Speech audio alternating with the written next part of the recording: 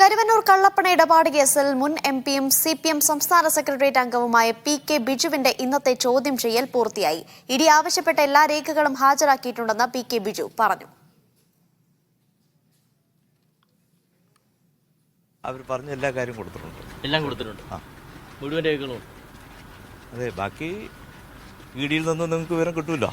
വീണ്ടും വരാൻ പറഞ്ഞിട്ടുണ്ടോ? എങ്ങനെയാണ് അടുത്ത നടപടി? ഇല്ല, ആവശ്യപ്പെട്ടിട്ടില്ല. ഇല്ല. എസ് ശരൺ വാർത്തയുടെ കൂടുതൽ വിവരങ്ങൾ നൽകാനായി. ശരൺ, ഇന്ന് എന്തൊക്കെ കാര്യങ്ങളാണ് പി.കെ. ബിജുവിൽ നിന്ന് ചോദിച്ചറിഞ്ഞതെന്നാണ് അദ്ദേഹം പറയുന്നത്? ഒപ്പം തന്നെ ഇനിയും വീണ്ടും ചോദ്യം ചെയ്യലിന് വിളിപ്പിക്കാനുള്ള സാധ്യതയുണ്ടോ?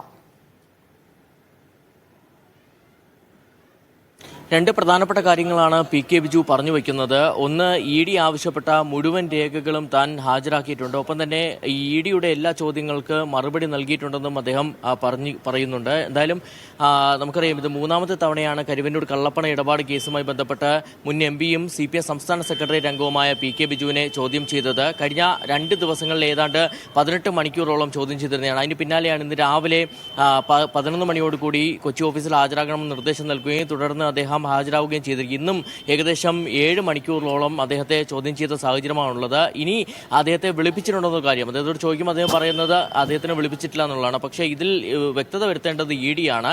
പുതിയ നോട്ടീസ് കൂടി നൽകിയിട്ടുണ്ടോ എന്നുള്ള കാര്യത്തിൽ വരും മണിക്കൂറുകളിൽ ഇ.ഡി വ്യക്തത വരുത്തുമെന്നുള്ളതാണ് നമ്മൾ പ്രതീക്ഷിക്കുന്നത്. എന്തായാലും ഏറ്റവും പ്രധാനപ്പെട്ട കാര്യം 2 കാര്യങ്ങളിൽ വ്യക്തത വരുത്തുന്നതിന്റെ ഭാഗമായിട്ടായിരുന്നു ചോദ്യം ചെയ്യൽ എന്നുള്ളതാണ്. നേരത്തെ ഈ അറസ്റ്റിലായ CPM കൗൺസിലർ PR അരവിന്ദാക്ഷൻ നൽകിയ മൊഴിയാണ് പി.കെ. ബിജുവിനെ സംബന്ധിച്ച് കുരുക്കായി മാറിയിരുന്നത്. അതായത് കേസിലെ മുഖ്യപ്രതികളിൽ ഒരാളായ സതീഷ് കുമാർ 5 ലക്ഷം രൂപ പി.കെ. ബിജുവിന് കൈമാറി എന്നുള്ളതായിരുന്നു PR അരവിന്ദാക്ഷന്റെ മൊഴി.